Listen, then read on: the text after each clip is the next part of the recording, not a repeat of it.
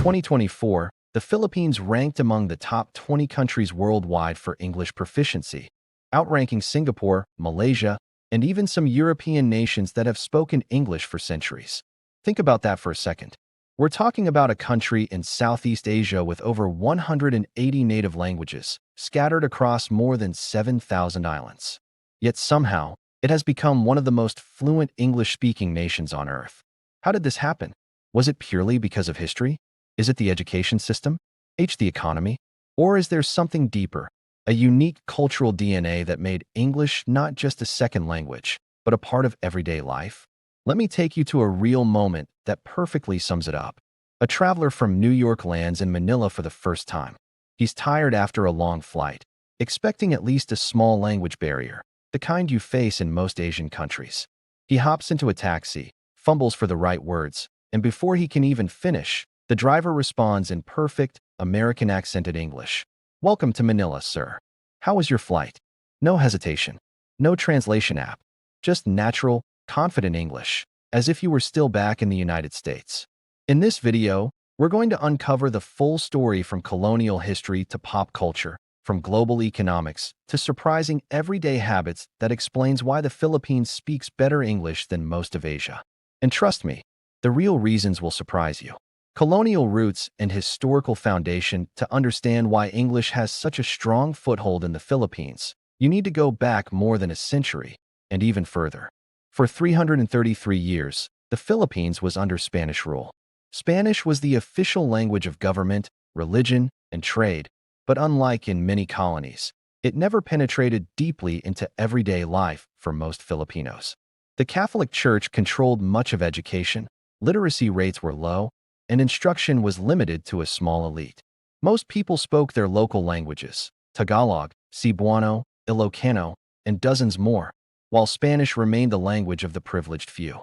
Everything changed in 1898, when the United States took control of the Philippines after the Spanish-American War.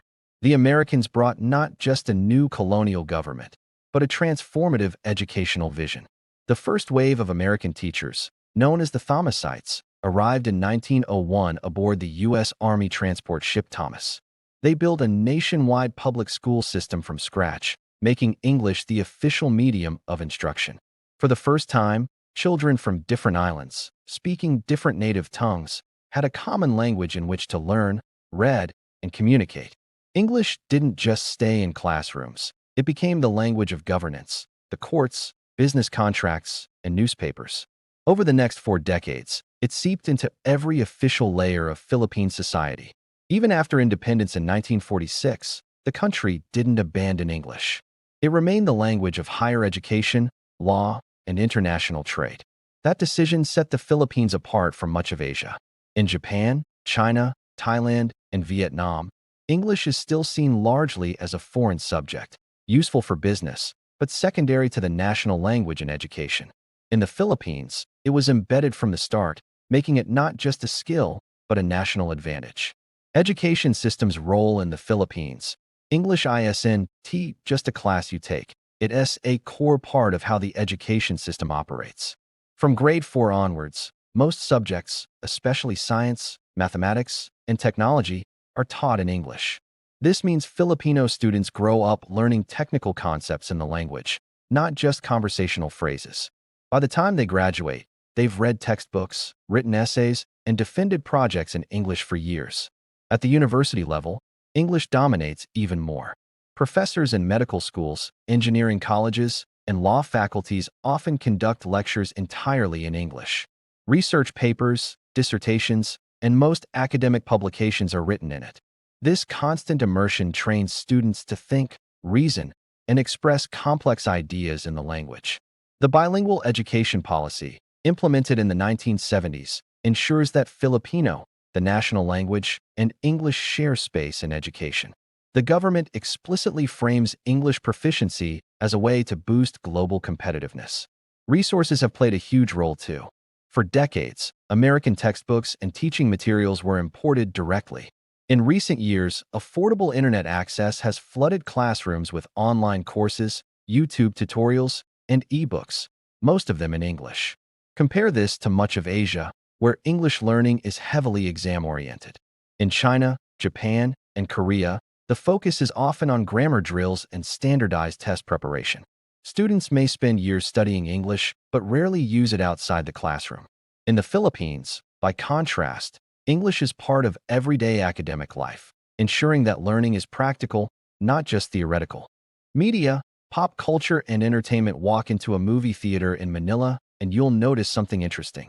Hollywood films aren't dubbed into Filipino. At most, they have subtitles, but the audio stays in English. The same is true for most TV shows.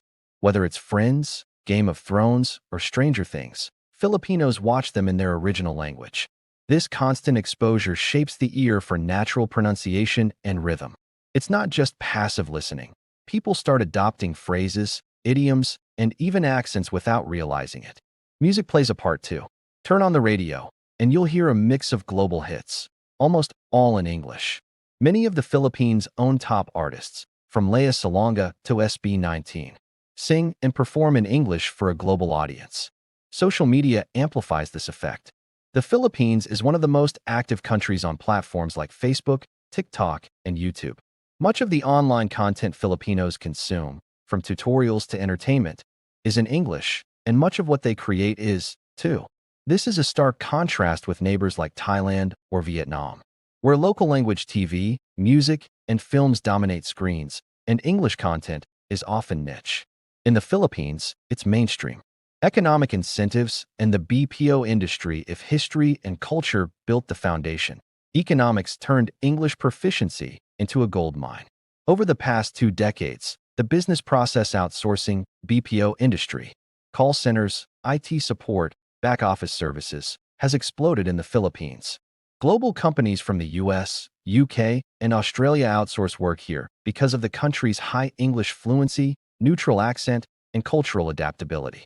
The BPO sector is now worth billions, employing millions of Filipinos.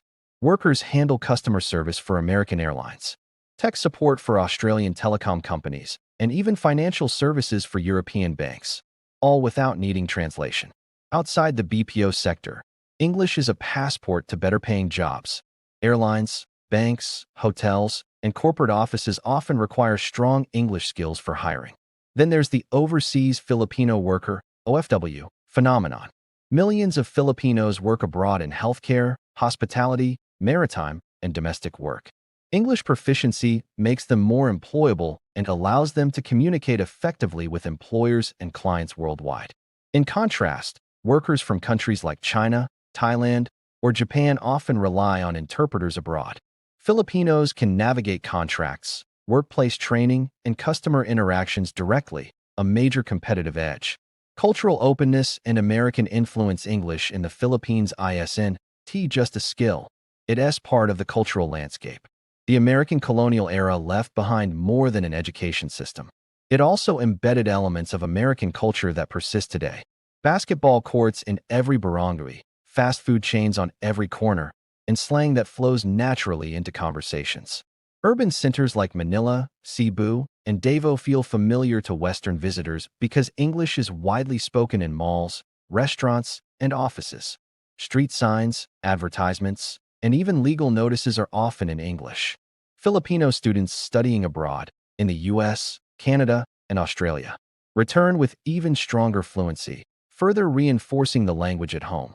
And because Filipinos are generally open to foreign cultures, American movies, music, and even humor are absorbed with ease.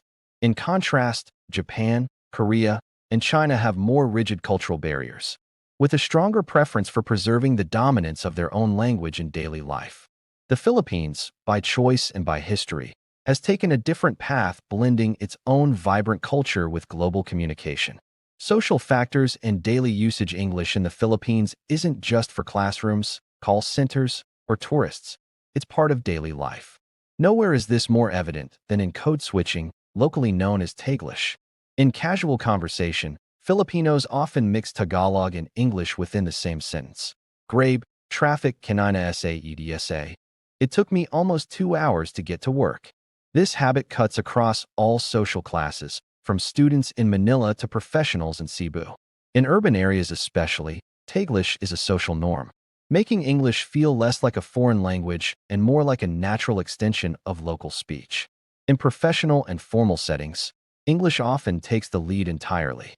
Job interviews, corporate meetings, academic conferences, and even government briefings frequently use English as the primary language. It's seen as a sign of professionalism and competence. The influence extends into religious life. In many Protestant and non-denominational churches, Sunday sermons, worship songs, and Bible study groups are conducted in English. Even Catholic churches in cosmopolitan areas sometimes offer English-language masses to serve mixed congregations. This sets the Philippines apart from most of Asia. In countries like Thailand or Japan, English is generally reserved for foreign visitors or international business. In the Philippines, it's equally likely to be used in conversations with family, in friendly banter, or in matters of faith. English isn't just a language here. It's a shared cultural tool that connects people across islands and backgrounds. Challenges and criticisms for all its strengths. English proficiency in the Philippines isn't without its challenges. There's a clear urban versus rural divide. In major cities like Manila, Cebu, and Davao, English proficiency is high thanks to better schools, more media exposure, and economic opportunities. But in remote provinces, especially in parts of Mindanao or the Cordilleras, access to quality English education can be limited. Economic inequality plays a big role. Students in private schools where teachers often have stronger English skills and more resources tend to graduate with better fluency than those in underfunded public schools. This creates gaps in job opportunities, especially for positions requiring strong English communication. Some linguists and cultural advocates also warn about over-reliance on English. While it's a valuable skill, it can sometimes overshadow native languages, leading to concerns about the erosion of linguistic heritage. In areas where Taglish dominates, pure Tagalog or regional dialects risk being diluted. There are also regional disparities. Northern Luzon and Metro Manila often lead in proficiency, while rural Mindanao and some Visayan islands lag behind. This uneven distribution means that while the Philippines overall ranks high globally, pockets of the country still struggle with the language. Global perception and advantage. Globally, the Philippines is often seen as Asia's English-speaking hub, a reputation that continues to open doors. In tourism, this is a major selling point. Visitors from the US, UK, Australia, and Canada are often surprised at how easy it is to get around without learning a single Filipino word. This comfort factor boosts the country's appeal compared to destinations like Vietnam or Indonesia, where language barriers can be more pronounced. In business, English proficiency is a magnet for investors and multinational companies. Startups, outsourcing firms, and tech companies see the Philippines as a bridge between the Western world and the rest of Asia. This advantage has only grown in the digital economy, where clear communication is critical. On the world stage, the Philippines consistently ranks high in the EF English Proficiency Index, often ahead of many European and Asian nations. This recognition strengthens the country's soft power, its ability to influence and connect through culture, communication, and diplomacy. Whether it's hosting international conferences, sending skilled workers abroad, or engaging in cultural exchange, English gives the Philippines a voice that resonates far beyond its shores. The Philippines' reputation as one of the best English-speaking nations in Asia isn't an accident. It's the product of centuries of history, deliberate education policies, cultural openness, economic necessity, and a society that sees language not just as a tool, but as a bridge. From the American colonial period to the rise of the BPO industry, from the classrooms of Manila to the bustling airports sending workers overseas, English has been woven into the nation's DNA. It has given Filipinos opportunities, shaped industries, and connected the islands to the world in ways few other Asian nations have managed. But the future will depend on balance, maintaining strong English proficiency while preserving the richness of native languages and ensuring rural areas aren't left behind. If the Philippines can sustain this balance, it has the potential not just to remain an English leader in Asia, but to set the standard for multilingual excellence globally. Now, I want to hear from you. Have you experienced the Philippines' English fluency firsthand? How did it compare to other countries you visited? Drop your thoughts in the comments. And if you found this deep dive insightful, don't forget to like, share, and subscribe for more global stories like this one.